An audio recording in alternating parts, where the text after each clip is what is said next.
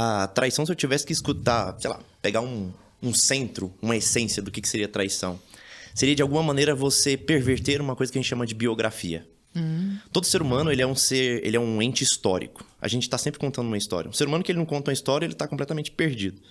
E a traição é exatamente isso. Eu estou contando uma história e eu interrompo essa história deliberadamente, seja ela qual for. Uma história no emprego, uma história no relacionamento, uma história com valores, uma história na profissão, seja lá, o que for. Você interrompe essa história, né? Por vontade própria, não por circunstâncias da vida. Essa história ela é interrompida por vontade sua, com a tentativa, e aí é que está a grande questão, né? Você interrompe essa história, interrompe todo aquilo que você estava contando, mas você gostaria que os resultados continuassem sendo os mesmos. É mais ou menos assim.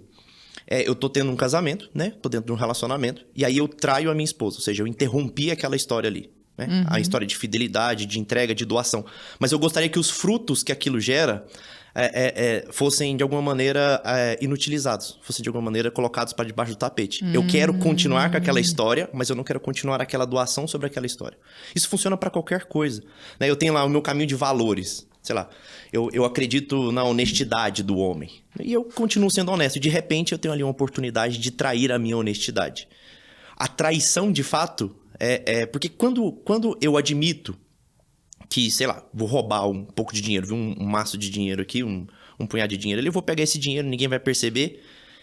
E o que configura a traição? É eu querer, dentro do meu consciente, eu querer que aquilo seja, de alguma maneira, colocado para debaixo do tapete e continuem os frutos dando como se eu fosse uma pessoa honesta. Sim. Entendeu? Sim. É isso que é quebrar a tradição, entendeu?